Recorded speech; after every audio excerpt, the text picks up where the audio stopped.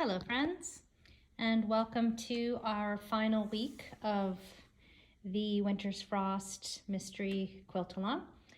Obviously last week was the reveal of the mystery.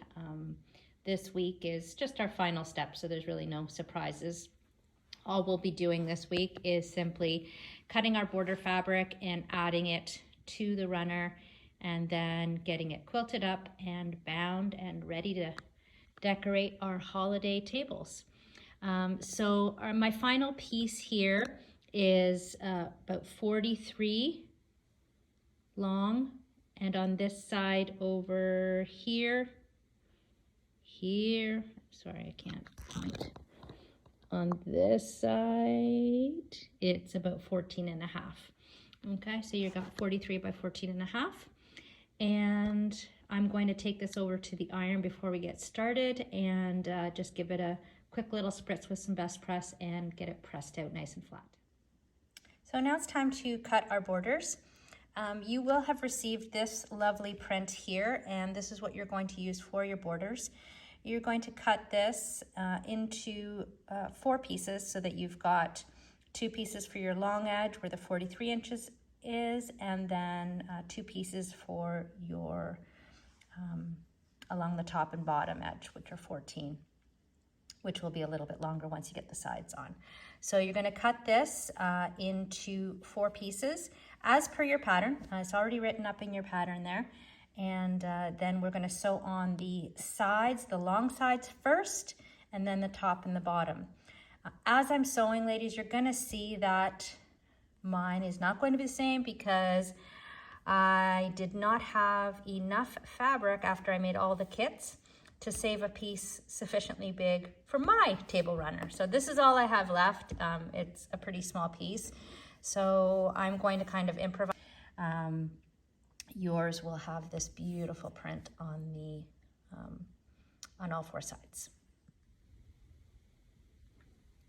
And yet again, I know I'm sounding like a broken record at this point, but even when you're just doing something as simple as cutting for your border, you want to best press first, just to give it that little bit of crispness, and then let it cool completely, and then cut your borders. Now that you've got your 2 3.5 inch wide strips, we're going to pin these onto our long sides and scant 1/4 inch. Okay, so I pieced on the 2 side borders, and with those borders on, your short side, your top and bottom, will be measuring now at about 20.5 inches. So actually 1 strip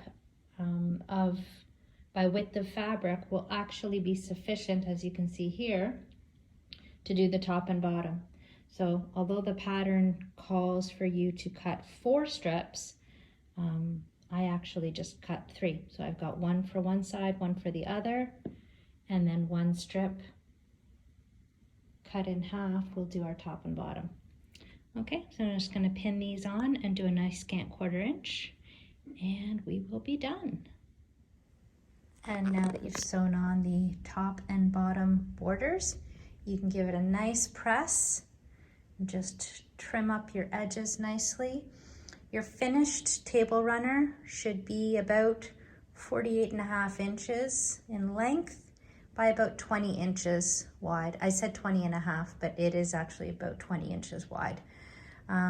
So now all you have to do is just get some batting, backing, get it quilted up, and you do have binding provided in your kit.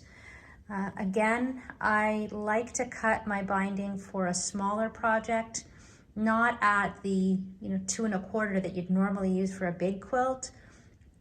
I'd cut it at maximum 2 inches, if not even a little bit smaller, even at 1.5 inches.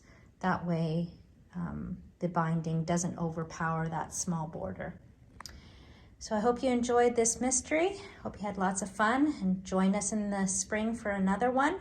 And I'm going to be posting another video right after this one here, because I am going to show how to do a scrappy backing. I have a lot of leftover bits from when I was making the kits for this mystery, and I'm not going to let them go to waste. So I'm going to do a scrappy backing for this particular table runner. So if you'd like to follow along for something a little bit different, just click on to the next video. Thanks so much, ladies. Take care.